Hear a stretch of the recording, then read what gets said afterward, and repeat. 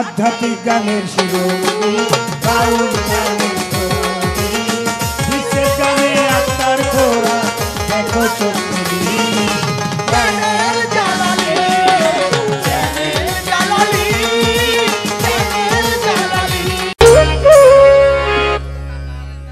ধন্যবাদ।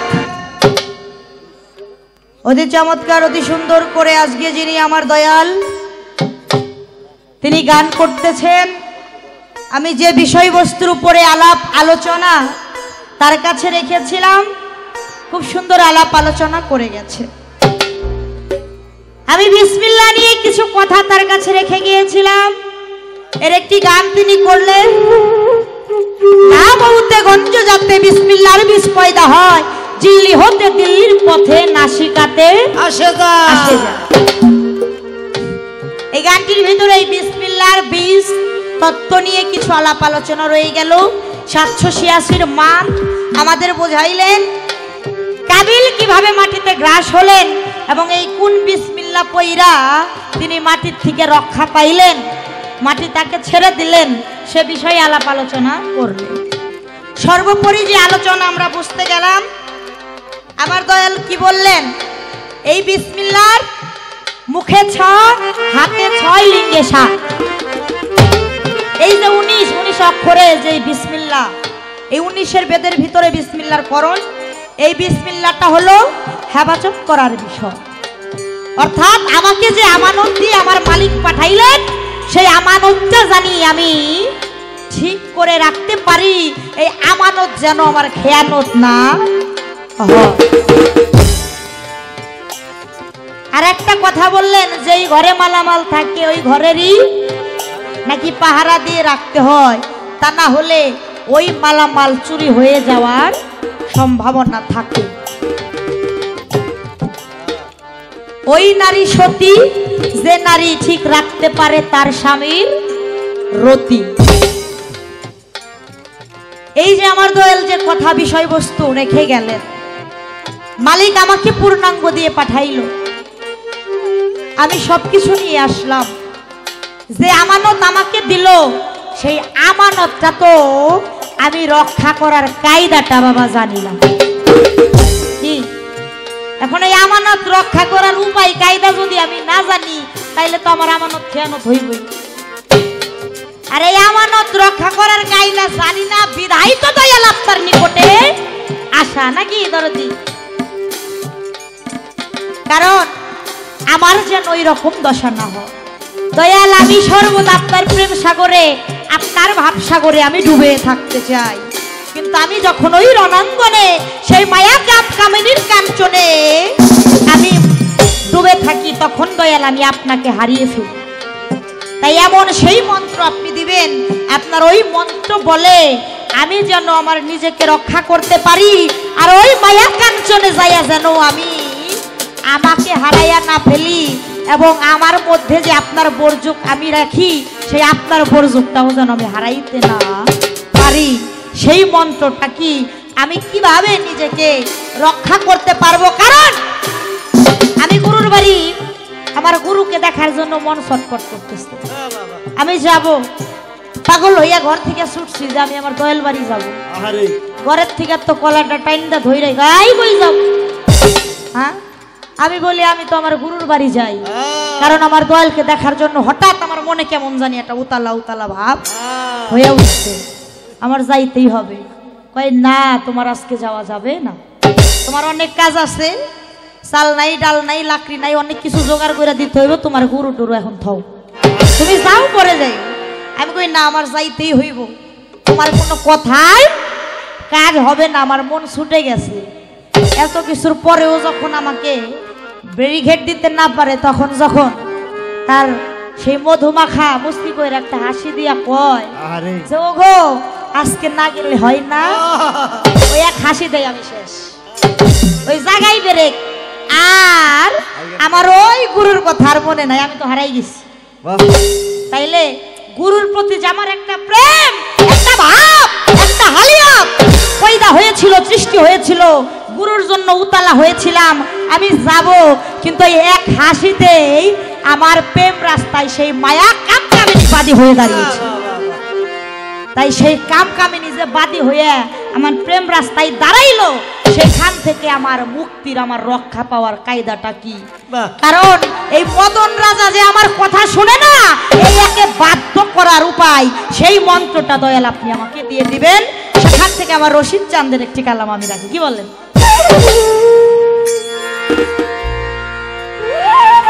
আমার প্রেম রাস্তায় কামিনী বাঁধি,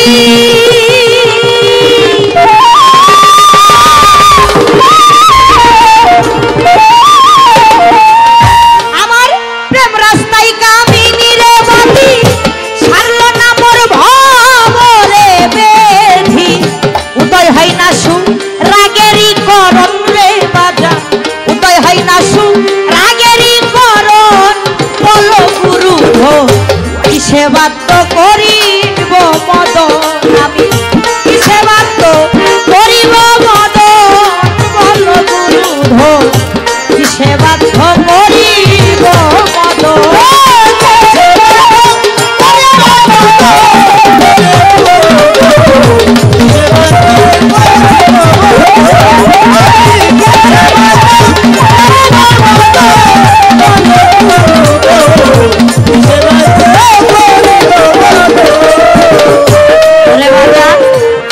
সব কামেরই লক্ষ্য আছে, কামের সাক্ষী মইরা গেছে, এমন কইরা করতে কও করো,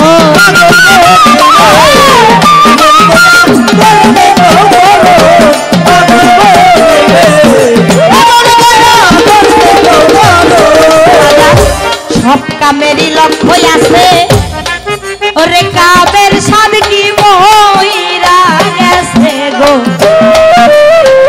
এমন কইরা করতে কও করো,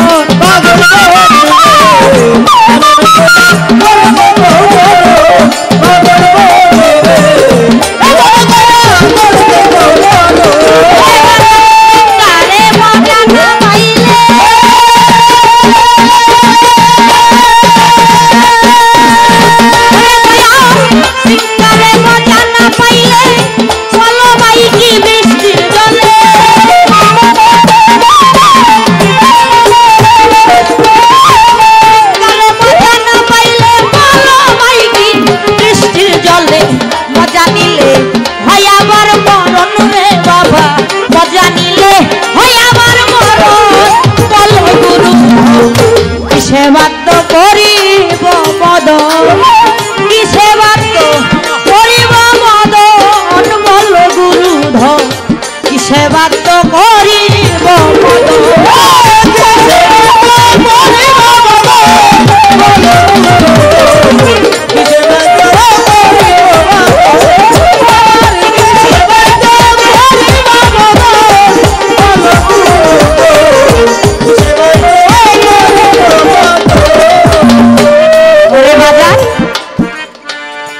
ওহি মন্ডে নজর দিয়া প্রেমের স্রোতে গা ভাসাই, সাধক যারা করতাছে সাধক,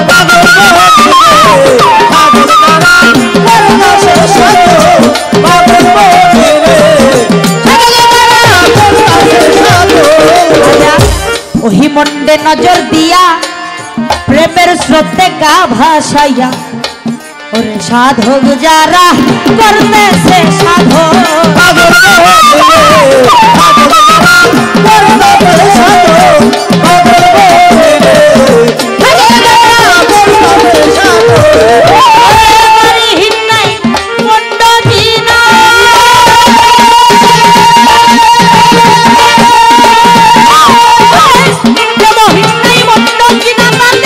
প্রেমের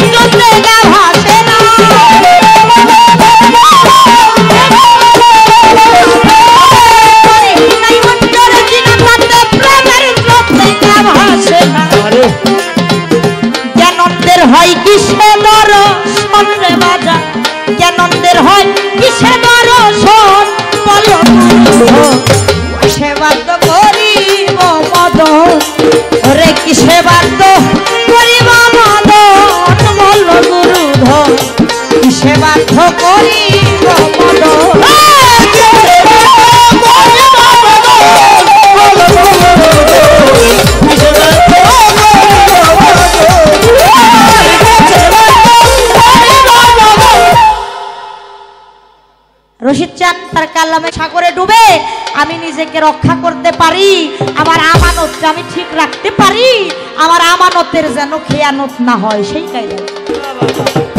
কারণ বাবা ওই যে আমার বাজান যে কথা বলে গেছে, যৌবন গায়ে যার যুদ্ধে যাবার সময় তার।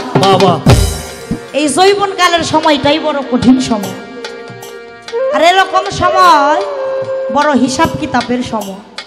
তাই তখন থেকে যদি মানুষ নিজেকে গঠন করে ঠিক করতে পারে তাহলে ওই শেষ সময়ে যায় তার আর কোনো ভয় থাকে না। তাই দয়াল আমার যেন ওই রকম দশা না হয়। কিরকম দশা বাবা? আমাদের বাড়ির পাশেই বাস্তব ঘটনা। একটা ছেলে অল্প বয়সেই বাবা মা বিয়া করাইছে, খুব সুন্দর একটা বউ আনছে ঘরে। 6 মাস খানিক গেছে, 6 মাস পর ওই ছেলেটা চোখের সামনে দিয়ে হাইটা গেলে ওরা তাই খারসি না যায় না। মানে 6 মাস আগে যা ছিল আর 6 মাস পরে মানে চেহারায় কোনো মিল নাই। মানে হাঁটতে গেলে মনে হয় পায়ে পায়ে বাড়ি খাইয়ে পড়ে যাইব। তুই চোখ গর্তে পড়ে গেছে, পাছাট হয়ে গেছে এতটুকু। মানে শক্তি বলতে মানে চাপা টাপা লাইগা টাল। শক্তি বলতে যদি কোনো বস্তু থাকে বাজান ওইটা আর ওর দেহের মধ্যে নাই। আর ওই ছেলের মা, গ্রামে মহিলারা সহজ সরল মাসাসিরা তারা মানে গল্প করে ওই ছেলের মা কয় কি কয় ভাই বুঝিলো পোলাডারে বিয়া করাইছি, বাড়ি একটা বউ আনছি নাকি, বউ দেখি একটা বাঘ রাইছে বউ। কি হয়েছে? কয় বাঘ রাইছে বউ এবং কয়দিনে আমার সলিমদ্দিরে খাই ফেলাইছে। আমার আগের সলিমদ্দি আর সলিমদ্দি নাই, আমার সলিমদ্দি ওই আর এক মহিলার কি ওনার পাশেই গল্প করে যার সাথে হাই বুদ্ধি কয় বুঝিল কয় তখন সলিমদ্দির বউরে ওই স্বর্ণকারের দোকানে থেকে একটা ওই যে নাকের মাঝখানে যে ছিদ্র করে একটা নাক ঠাসা বানায় দিস, তাইলে দেখা গেল ওই ভোর কোন নিঃশ্বাস আর সলিমদ্দির গায়ে লাগবো না, ওর আর ওই দেহ শুকাইতে থাকবো না। ওই স্বর্ণের বাতাসটা যখন লাগবো তখন শরীর একলাই ভালো হয়ে যায়। তবে বুদ্ধি শুনে তো ওই সিস্টেম করছে। স্বর্ণকারের দোকানে যায় একটা নাক ঠাসাই না, ওই বউরে তো লাগাই দিছে। আর নাক ঠাসা দিলে কি হইব? এখন নাক ঠাসার বাতাসেও তো সলিমদ্দির দেহ আর ঠিক হইতেছে না। সলিমদ্দির দেহ ঠিক হবে কিভাবে? ওর আসল ঘরে তো মাসুল ঠিক নাই। কি বাবা? কেন নাই? কারণ সে তো দীক্ষা শিক্ষা নিয়ে সে বিবাহ করে নাই। বলে গেলেন যে দীক্ষা শিক্ষা নিয়া গুরুর কাছে যাইয়া তারপরে বিয়া করতে হইব, বিয়া করার আগে মুরিদ করতে হইব। আচ্ছা বাবা, যারা বিয়া করার আগে মুরিদ করব দীক্ষা শিক্ষা নিয়া দয়ালের কাছে যাইব তাকে তো ঝামেলা নাই, কিন্তু যারা দীক্ষা শিক্ষা নেওয়ার আগে কামটা আগেই করে ফেলাইছে। কি বাবা? মানে সর্বনাশ যাওয়ার আগে হয়ে গেছে। এখন সর্বনাশের থেকে তাগো কি বাঁচার কোনো পথ নাই। কি বাবা? কারণ যারা বিয়ে করে নাই তারা শুইনে দীক্ষা মন্ত্র নিয়া হয়তো বিয়া করব তাকে ঝামেলা হইব না, তারা কামটা আগেই করে ফেলাইছে। এগো গতিটা কি, এগো সম্বন্ধে দয়া লাভ নেই, একটু এই সমাধানটা আপনি দিয়ে যাবেন। কি বাবা? কারণ ওই রকম দশা জানি না হয়, ওই ঘাটে যায় ক্ষয় হইব তো দূরের কথা, বরং যেন কিছু ওখান থেকে উদ্ধার করে কামাই করে নিয়ে আসা যায়, ওই বিনা খদের গোলাম জানি গাইডের টাকাটা দিতে না হয়। হ্যাঁ, সেখান থেকে দয়াল একটু আপনি আমাদের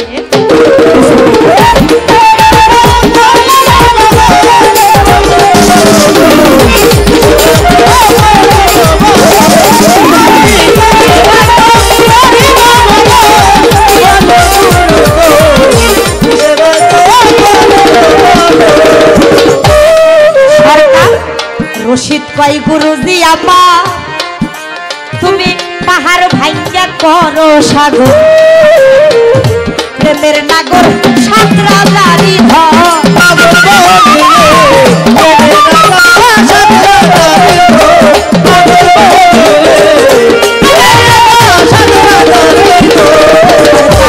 রশিদ কয় গুরুজি আমা তুমি পাহাড় ভাঙ্গা করো সাগর, প্রেমের নাগর সাতরা জানি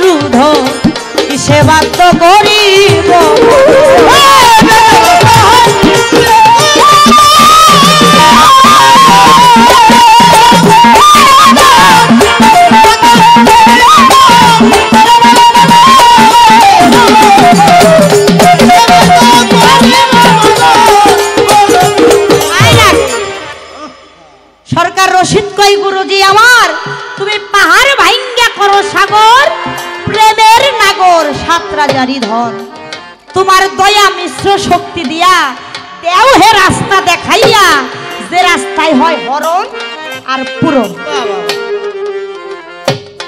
বাবা আপনাদের দেশে বিয়ের অনুষ্ঠান হয় না? বিয়ের দাওয়াত খাইছেন তো? আপনাদের দেশে বিয়ে বাড়ি গেলে কি খাওয়া? তারপরে কি দেয়? দই দই। আপনাদের দেশে কি দই খাওয়ায় না? খাওয়ায় না। ডিস্টার্ব নষ্ট করে খালি।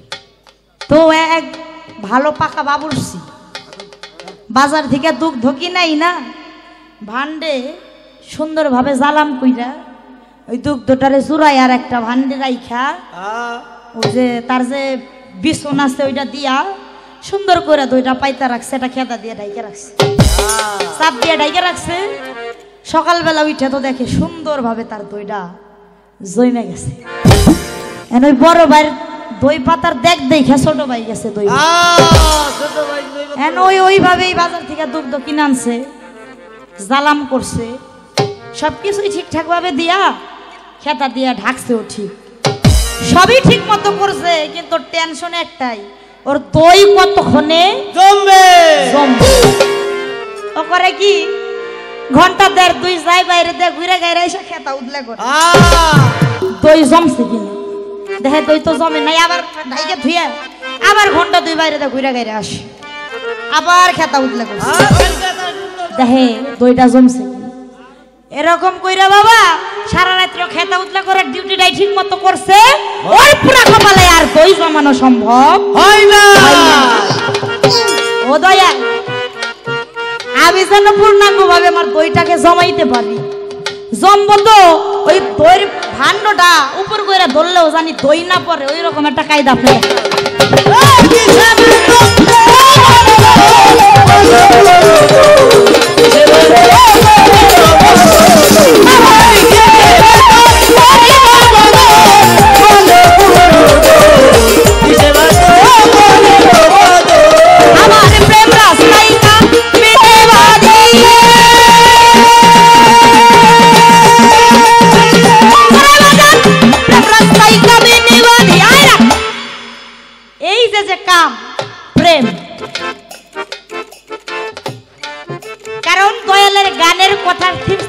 আমার গানটা চলে আসছে। তাই বাবা আপনি কৃপা করে বলবেন এই যে কামের যে পঞ্চটা বান, এই কামের পঞ্চবান ইহা কি কি আমার দেহে ইহা কোথায় আছে, এটা কোন অবস্থানে আছে, সেই পঞ্চবানের নাম এবং এটা আমার দেহে কোন জায়গায় কিভাবে অবস্থিত আছে, ইহার প্রকার ভেদ কি, একটু দয়া করে এই কামের পঞ্চবান সম্বন্ধে আমাদের মাঝে একটু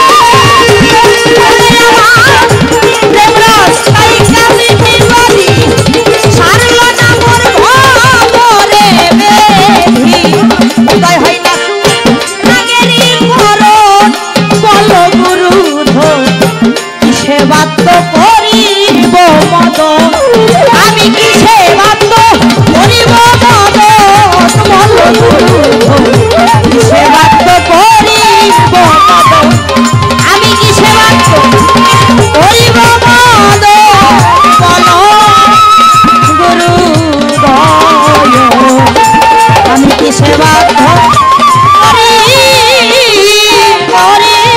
মদ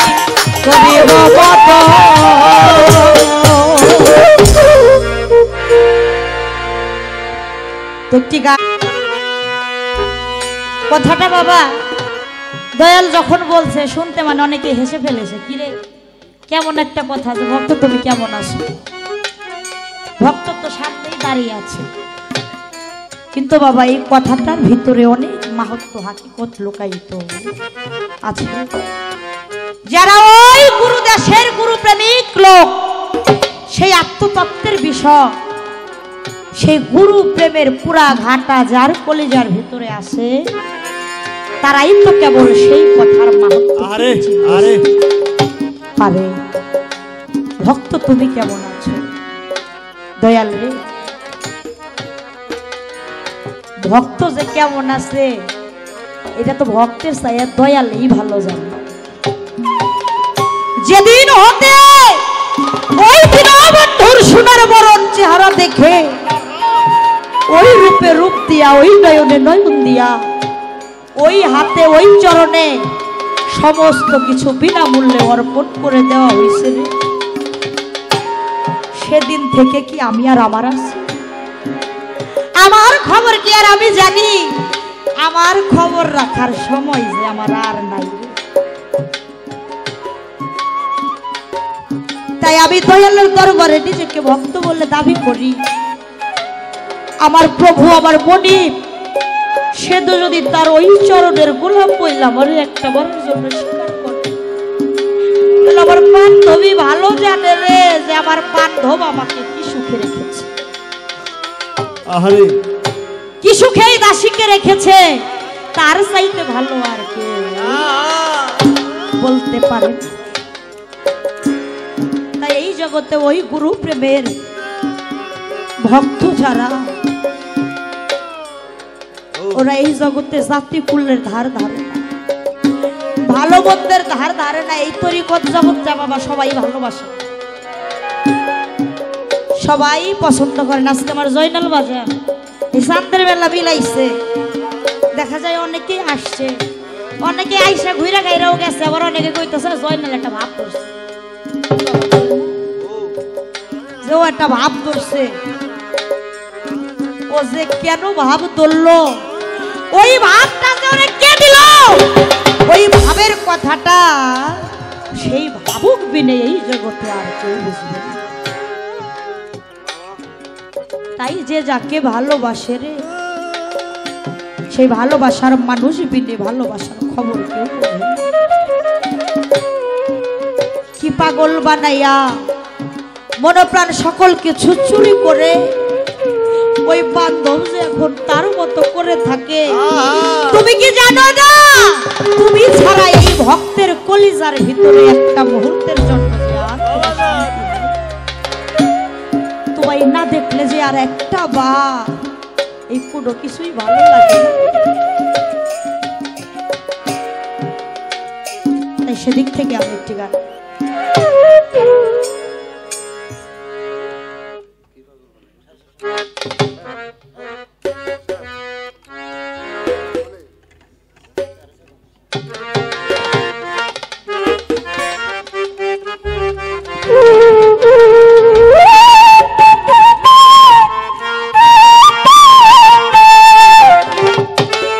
জয়নাল বাজা কি পাগল বা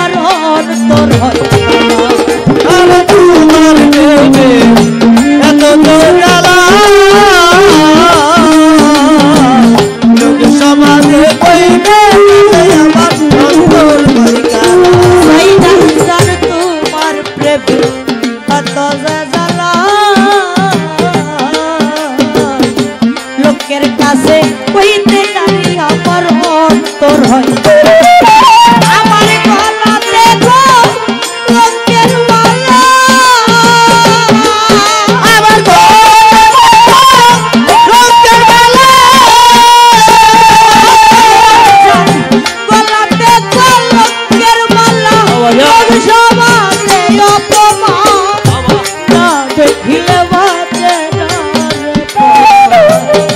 ওরে বাবা রশিদ জান না দেখিলে বাজে না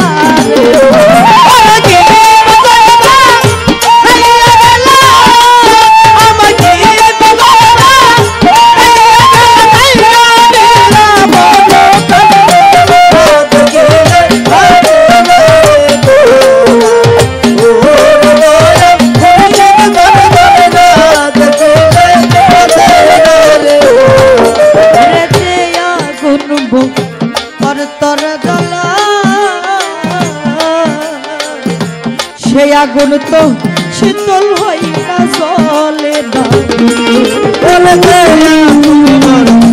অন্তরে তলে সেই আগুন তো শীতল হয় না বাজার সেই আগুন আর তোর জলে সেই আগুন তো শীতল হয় না জলে ওরে তোমার বুকে বুক বিজাইলা ওরে বুকে বিজাইলা তোমার বুকে বুক বিজাইলা শান্তি হইবে আমার না দেখিলে বাজে না রে ওরে বাবা রশিদ জান না দেখিলে বাজে না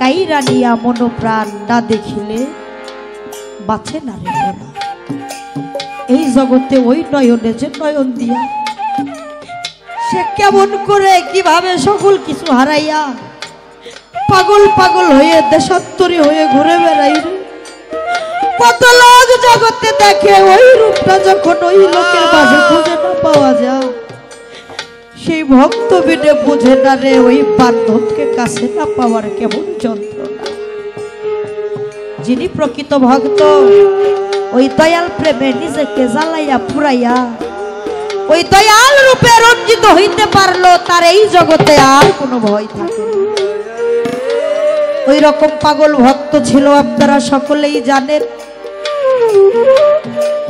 সেই নিজামুদ্দিন আউলিয়ার প্রেমিক এক ভক্ত আবের খুরশু তাহার না ওই নিজামুদ্দিনের প্রেমে নিজেকে জ্বালাইয়া সে সারলো ইহোধা ও বান্ধব নিজামুদ্দিন বাবা তার দরবারে এইভাবে সে ভক্ত নিয়ে ভক্ত সঙ্গ করতেছে আলাপ আলোচনা করতেছে তরিকতের আলাপ আলোচনা করতে করতে একটা সময়ে আমার নিজামুদ্দিন বাবা ভক্তদেরকে উদ্দেশ্য করে বলে তোমরা বলো আমার নবীর হুকুম কি বলে নবীর হুকুম শুনব বলে নবীর হুকুম যদি সুন্নত হয় আল্লাহর হুকুম কি ভক্তরা বলে আল্লাহর হুকুম ফরজ বলে আল্লাহর হুকুম যদি ফরজ হয় আর যিনি প্রকৃত ভক্ত ওই ভক্তের জন্য তার তার গুরুর হুকুমটা আবার খুশি বলে উঠেছিল যে গুরুর হুকুম হইল ভক্তের জন্য ফরজে আয় এর চাইতে করা হুকুম আর কিছু হইতে পারে না যেটা ফরজে আইন বলে গণ্য করা হয়েছে এই কথা বলার সাথে সাথে নিজামুদ্দিন বাবা না জানি আবার খুরশুর সাথে কি প্রেমের খেলা খেলবে রে নিজামুদ্দিনকে বলে তোমাকে আমি আদেশ দিলাম তোমাকে আমি হুকুম করলাম এই মুহূর্তে তুমি আমার দরবার ত্যাগ করে চলে যাও নিজামুদ্দিন বাবা যখন আবির ঘোষকে এই কথা বলে রে, আবির ঘোষ তুই চোখের পানি ঝরঝর করে ছেড়ে দিয়ে বলে, আমি কেনই ভাই আমার বান্ধবকে এই কথা জিজ্ঞাসা করলাম। আর এই কথা জিজ্ঞাসা করলো আমি উত্তর দিয়েও তো এখন আমার দয়াল আমাকেই হুকুম দিতেছে, এখন আমি যদি দরবার থেকে চলে না যাই ভক্তের খাতায় যে আমার নাম থাকবে না। আর আমি দরবার থেকে চলে গিয়েও তো আমার দয়ালকে একটা মুহূর্ত না দেখে আমি যে থাকতে পারবো না, কারণ আমি যে ওই নিজামুদ্দিন বিনে এই জগৎ সংসারে আমি আর কিছুই বুঝি না। তবুও দয়ালের হুকুম ফরজে আইন, দরবার থেকে চলে গেল। ভক্তকে তাড়াইয়া দিয়া গুরুর হৃদয়ে কোনো শান্তি লাগবে। সে অন্যান্য ভক্তদের আদেশ দিলেন, তোমরা একটা কাওয়াল ডেকে আনো, আমি কাওয়ালের গান শুনবো। সারা রাত্র ভর নিজামুদ্দিন বাবা তিনি কাওয়ালের কাওয়াল গান শুনলেন, টাকা পয়সা অনেক কিছুই কাওয়ালকে বকশিশ দিলেন। অবশেষে নিজের পায়ের খরম জোড়া দুইটাও কাওয়ালকে দিয়ে দিয়েছে। আর ওই কাওয়াল নিজামুদ্দিন বাবার খরম জোড়া নিয়া ওই আমের খরসুর বাড়ির সামনে দিয়েই যাইতেছিল। আমের খরসু তো দয়ালকে সে আর দেখতে পাবে না, দরবারে যাইতে পারবে না, পাগল পাগল হয়ে ঘরে ভাসাইয়া দিতেছে। আর ওই মুহূর্তে আমের খরসুর নাকে তার নিজামুদ্দিন বাবার গ্রাম। সে মনে মনে ভাবে, আমার বাধ্য বাবাকে দরবার থেকে তাড়াইয়া দিছে, আমি তো আজ দরবারে যাই নাই, হয়তো আমার দয়াল নিজেই আমাকে ডাকার জন্য আমার এই গরিবের গৃহে আসছে। দৌড়াইয়া পাগল পাগল হইয়া বের হয়ে গেছে।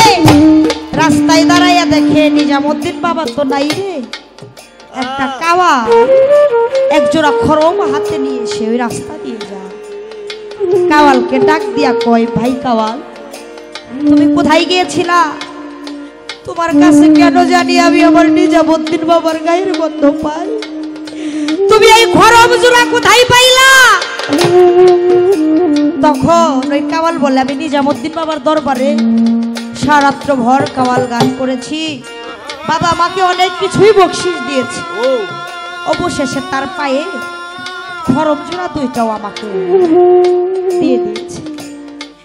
আমের ঘোষ মনে মনে ভাবে, আমি যদি এই কাওয়ালের কাছ থেকে খরম জোড়া নিতে পারি, এই খরম জোড়ার উছিলা করে অন্তত শেষবারের মতো হইলেও আমি আমার নিজামুদ্দিনের ওই রূপটা দেখতে পাবো। কাওয়ালকে ডাইকা বললে, ভাই রে তুমি আমার বাড়ি ঘর আমার অবশিষ্ট সম্পত্তি যা আছে সব নিয়ে নাও, আমার কোনো দুঃখ নাই, তবু বিনিময়ে ওই খরম জোড়া আমাকে দিয়ে দাও। তার বাড়ি ঘর সকল কিছু কাওয়ালকে ওয়াকফ করে দিয়ে তার কাছ থেকে তার দয়ালের খরম জোড়া বিনিময়ে সে ক্রয় করেছিল। খরম জোড়া হাতে পাইয়া একবার বুকে জড়া, একবার গালে চুমা খা, মাথায় নে পাগল পাগল হইয়া গেছে। তার নিজামুদ্দিনের দেখবো দৌড়াইতে দৌড়াইতে নিজামুদ্দিনের বাড়ির রাস্তায় রওনা হইছে। আল্লাহর ওলির কি খেলা! নিজামুদ্দিন বাবা বলতেছে বিশাল ঝড় হবে, সমস্ত ভক্তবৃন্দদের বলে তোমরা দরবারে ঢুইকা দরবারের সমস্ত গেট তোমরা বন্ধ করে দাও। আকাশ অন্ধকার হয়ে ঝড়ো হাওয়া উঠে, বিশাল ঝড় তুফান আরম্ভ হইয়া গেল। আমের ঘোষু তো ভিজতে ভিজতে দৌড়াইতে দৌড়াইতে ওই নিজামুদ্দিন বাবার বাড়ির গেটের সামনে আসছে। আইসা দেখে দরবারের গেট বন্ধ, কোনোভাবে কোনো দিক দিয়ে দরবারের ভিতরে ঢোকার কত কোনো কায়দা না। আমের ঘোষু মনে মনে ভাবে, গেটের নিচে যে ড্রেন, ড্রেনের ভিতর দিয়া যদি আমি আমার দেহটা মাথাটা ঢোকাই দিই, হয়তো আমি দরবারের ভিতরে ঢুকতে পারবো। ওই কথা ভেবে ওই খরম জোড়া বুকে জড়াইয়া দিয়া ওই গেটের নিচে ড্রেনের ভিতর দিয়া আমের ঘোষু মাথাটা যখনই মাথাটা ঢুকাইয়া দিছে, আমের ঘোষুর মাথাটা ওই গেটের ভিতরে আটকে পড়ে গেছে। যতই ছুটাছুটি করে সে বাইরেও আনতে পারে না, তার দেহটা ভিতরেও দিতে পারে না। আমের খসরু দুই চোখের পানি ছেড়ে দিয়ে বলে বান্ধব রে, আমি এত আশা করি আমি এই খরম জোড়া কাওয়ালের কাছ থেকে আই না, এই খরমের উচিলা করে একটা বারের জন্য তোমাকে দেখার জন্য আসছি। তাহলে এই কি তোমার সাথে আমার আর দেখা হবে না? আমি এখান থেকেই কি চিরবিদায় নিয়ে তোমাকে না দেখেই চলে যাব? আমের খসরুর মাথাটা যে গেটে আটকা পড়ে গেছে, ওই ড্রেনে পানি জমে গেছে, বাড়িতে পানি উঠে গেছে দরবারে। ভক্তরা দৌড়াইয়া বাবার কাছে যাইয়া বলে, বাবা ড্রেনে তো ময়লা জমছে, বৃষ্টির পানি তো পাস হইতেছে না, আর এই বৃষ্টির পানি যদি পাস না হয় দরবারে তো পানি দিয়ে ভরে যাবে। বলে তোমরা বাঁশ কেটে মাথা চোখা করে বলহম দিয়ে ওই ড্রেনের ময়লাটা তোমরা পরিষ্কার করে দাও। আমের খসরু গুরু ভাইয়েরা ওই বলহম দিয়া ড্রেনের ভিতরে যখন প্রথম আঘাত করে, আর ওই প্রথম আঘাতটাই আমের খসরু আমের খসরু যাবতীর বাবা মহিলা চিৎকার করতে থাকে, বলে বান্ধব রে, এই ঘর নিদান কালে তুমি বিনে আমার আর কেউ নাই, আমার এই জীবনে গানা যাইবার আগে একটা বারের জন্য কি আমি তোমাকে দেখতে পারবো না? নিজামুদ্দিন বাবা বলে চিৎকার করতে থাকে, বলে তুমি যদি এই ঘোর সংকটে না আসো, তুমি বিনে যে আমার আর কেউ নাই। ও বাজা ওরে আমারে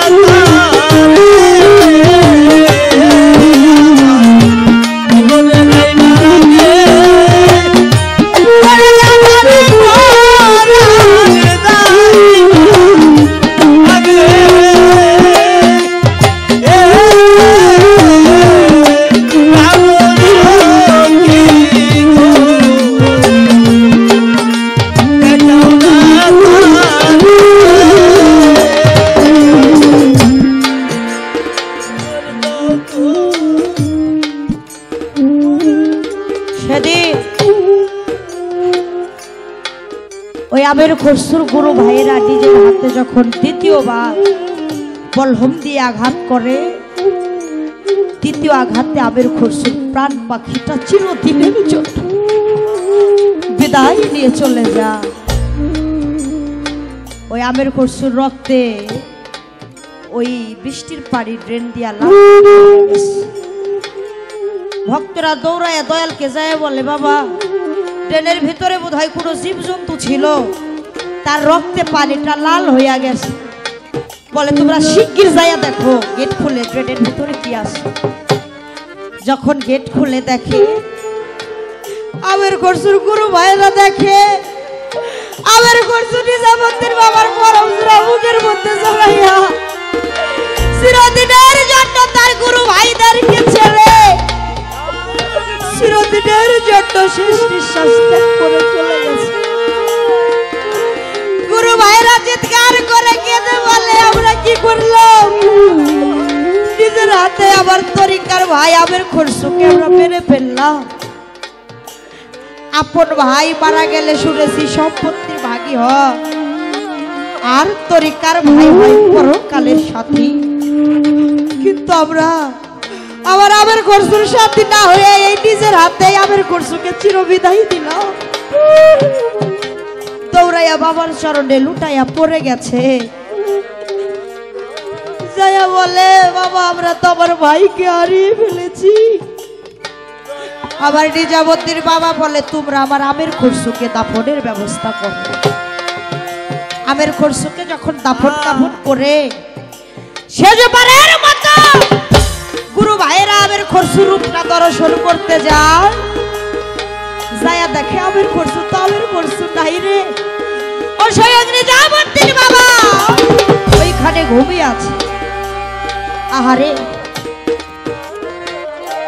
আমের খরসু নিজামুদ্দিনের ওই প্রেম আগুনে পুইরা নিজের দেহটাকে ওই রঙে রঞ্জিত করেছে। তাই ওই রকম দয়াল প্রেমিক পুরা ভক্ত যারা, তারাই তো বুঝে এই সংসারে দয়াল প্রেমের কেমন জ্বালা রে। এই জ্বালা কাউকে বলে এই সংসারে বুঝানো যায় না, কারণ এমন কোন মানুষ নয় বুকে হাত দিয়ে বলতে পারবে তার অন্তরে, তার হৃদয়ে কোনো দুঃখ কষ্ট নেই। প্রত্যেকটি মানুষের হৃদয়ে কোনো না কোনো দুঃখের পাহাড় বোঝা নিয়ে ঘুরে বেড়া। কেউ কেউ হয়তো নিজের দুঃখটা প্রকাশ করে, আবার কেউ কেউ প্রকাশ করে। এ জগতে যার জীবন থেকে যে হারিয়ে যায়, সে যেমন হারানোর যন্ত্রণা বুঝে, আর যার হারাই নাই তারও সর্বদা একটা ভয় থাকে, আমিও কোনদিন কখন যেন হারিয়ে।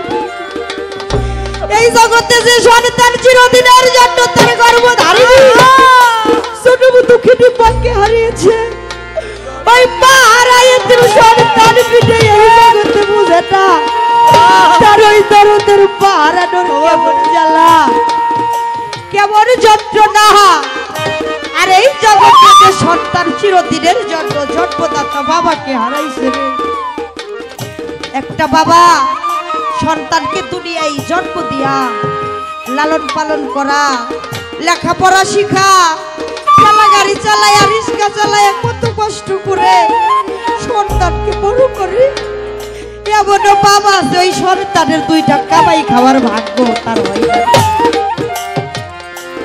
তবুও মালিকের দরবারে তার হাত তুলে বলে, বাবলা রে একটা বেটা দে রে বাবলা, একটা বেটা দে, কামাই খাইবার লোভ নাই আমার, বইলে আমায় মাটি দিব।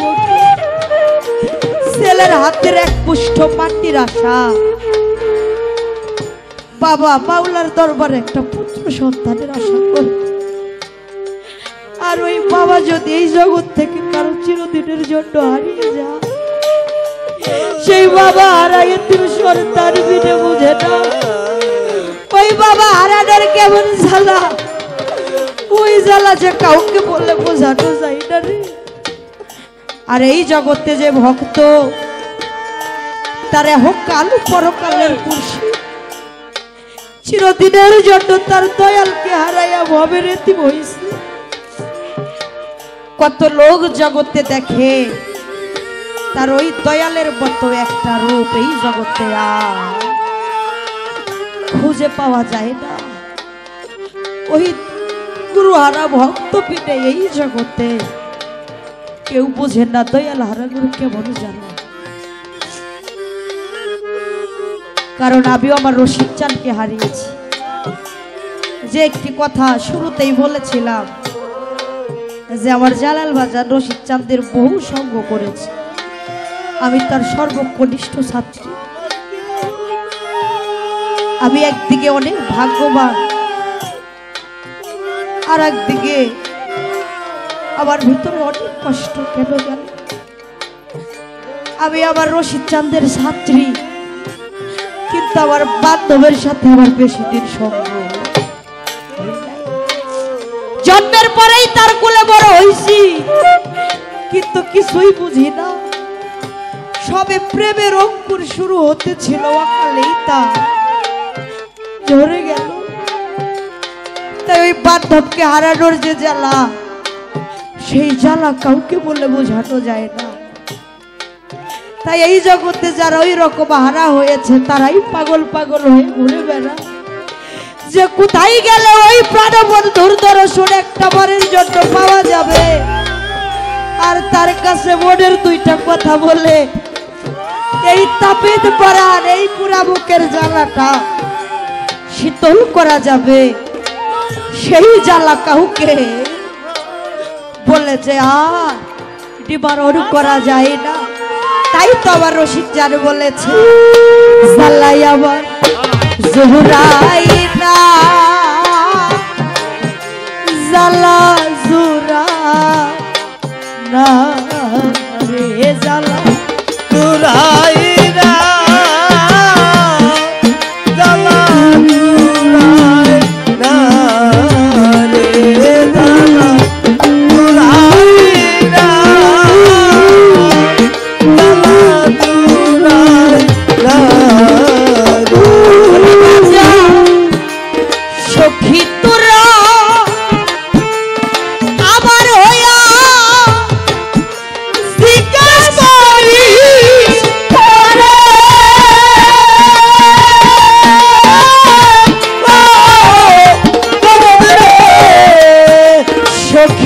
তোরা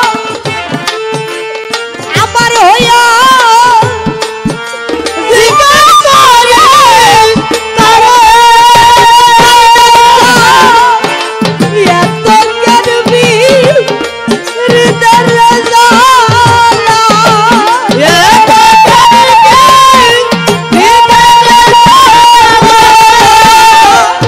এত জ্ঞানবি হৃদয়ের জ্বালা পুরাইয়া বারে রে জ্বালা জুরাইটা জ্বালা জুরা না রে আবার ভিতরে আছে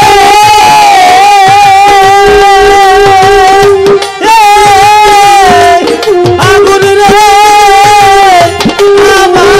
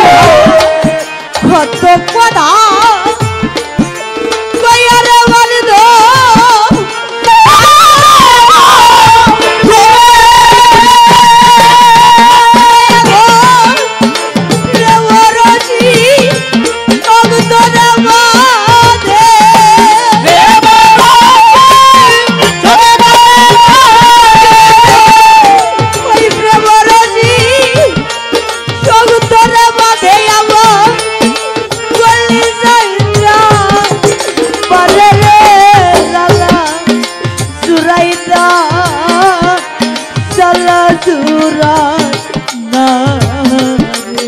আমার ভিতরে নাই কাছে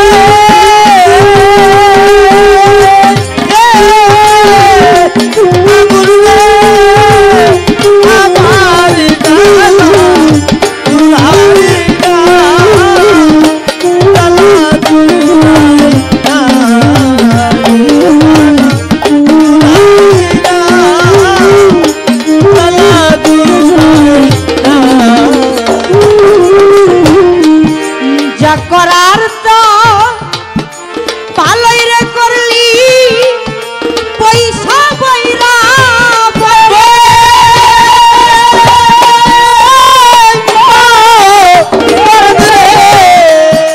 যা করার তো আরে ভালোই রে করলি পয়সা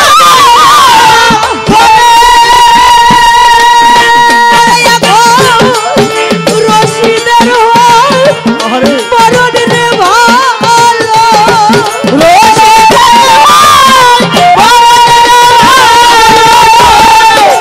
রশিদের পরন রে ভালো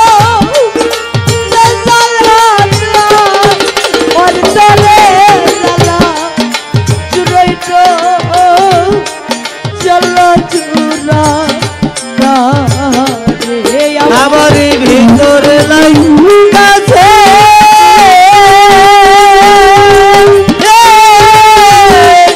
আগুন রে আমার জ্বালা জুড়াইতা জ্বালা জুড়াইতা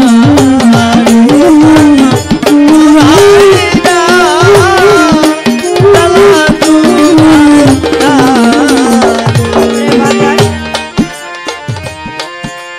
এই জগতে ওই দয়াল প্রেমে যার কলেজার ভিতরে ওই ধাউ ধাউ করে আগুন জ্বলে সেই তো বোঝে ওই নিদান কালে দয়ালকে না পাওয়ার কেমন যন্ত্রণা। সে বিনে আর বোঝে না ওই দয়াল নাম নিলেই ভক্ত পাগল হয়ে যায় রে। তাই তো বলে অসময়ে কোথায় রইলা রে আমার পাগল সার। আজকে আমার রশিদ চার যাইয়া লুকাইলো কোথায়। অসময়ে কোথায় রইলা রে ওরে আমার পাগল সার। আজকে আমার বাজার যাইয়া লুকাইলো কোথায় জগতে। যার হারাইছে সেই তো জানে আরে অন্যে কি তা বুঝতে পারে। যার হারাইছে সেই তো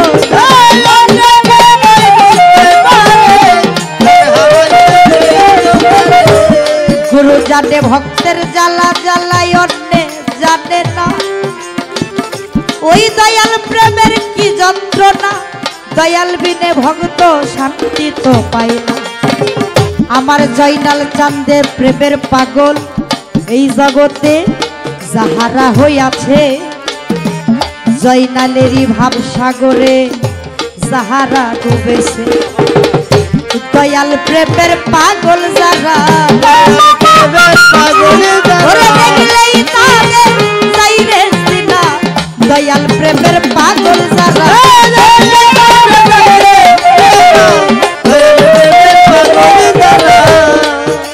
এই জগতে ভাইয়ে জানে ভাইয়ের জ্বালা অন্যে জানে না। ভাই বিনে এই সংসারে শান্তি লাগে। তরিকার ভাইরে এক নজর দেখলে ওই দয়ালের কথা মনে পইরা যায়।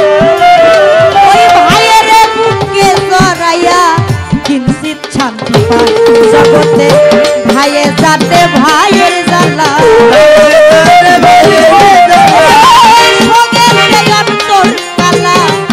ভাইয়ে জানে ভাইয়ের জ্বালা।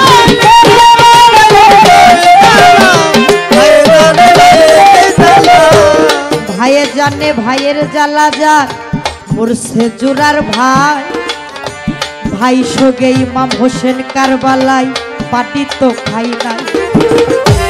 ভাইয়ে যাতে ভাইয়ের জ্বালা যার পড়ছে জোরার ভাই ভাই সঙ্গে ইমাম হোসেন কারবালায় পানি তো খাইলা জোরার কবুতরের যদি জোরা ভাইঙ্গা যাও তরিকার ভাই ফুরাইয়া গেলে তার তেমনি দশা হয় ওরে জোরার কবুতরের যদি একটা জোরা ভাইঙ্গা যাও ওরে জোরের ভাই হারাইয়া গেলে তার তেমনি দশা হয় ওরে আপন ভাই হয় এই জগতে সম্পত্তিরও ভাগী তরিকার ভাই হয় রে আমার নিতান কালে আরে আপন ভাই হয় এই সংসারে সম্পত্তিরও ভাগী আমার তরিকার ভাই হয় জগতে নিতান কালের স্বামী জগতে ভাইয়ের জানে ভাইয়ের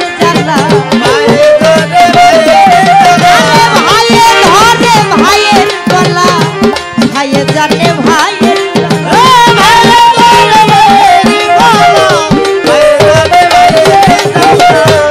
এই জগতে যার জৈলাসে সেই তো বুঝে রে অন্যে বুঝে না পাইবিনে সন্তানের দরদ কেউ তো জানে না ওরে বিদেশে বিপাকে যদি কারো বেটা মারা যায় দেশের লোককে তা জানিতে আগে জানে মা ওরে শুকনা ডালে বৈশারে যদি কাকবুটাকে কুলাতে ধান দিয়া মায়ে ছেলের স্বপ্ন দেখে ওরে শুকনা ঢালে বৈশা যদি ওই কাকবুটাকে কুলাতে ধান দিয়া মায়ে ছেলের স্বপ্ন দেখে বলে খায়া যারে দারুণ কাগত উদর ভরিয়া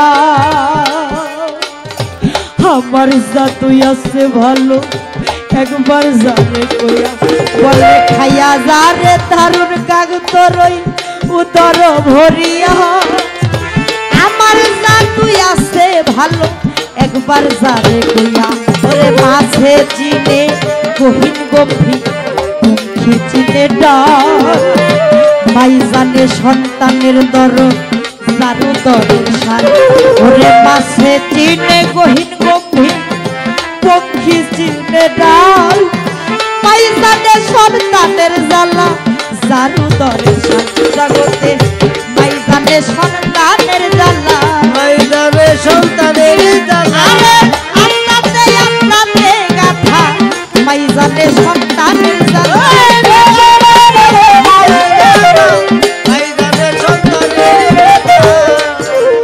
তাই বাজান ওই বন্ধুর প্রেমে সেই একজন দরদের মায়ের প্রেমে দরদের ভাইয়ের প্রেমে ওই নামে ওই প্রেমে মাতোয়ারা হইয়া সেই কাছের মানুষকে যারা হারাইলো তারাই তো বোঝে তাই তো আমার রশিদ চান বলেছে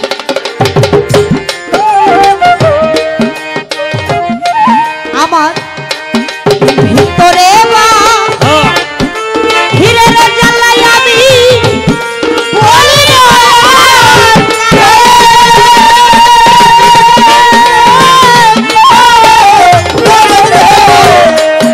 ভিতরে হিরের জ্বালা জয়নাল চান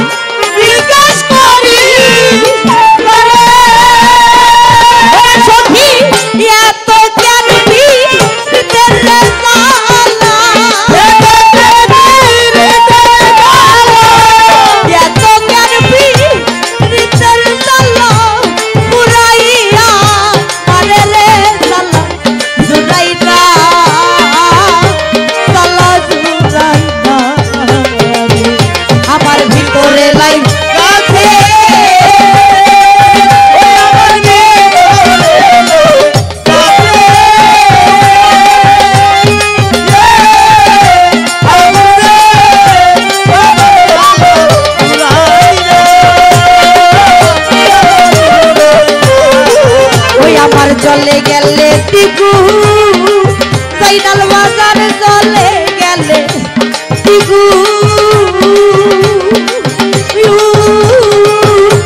চলে রে চলাইয়া চুরাই না জানা চুরাই না বলে গেছে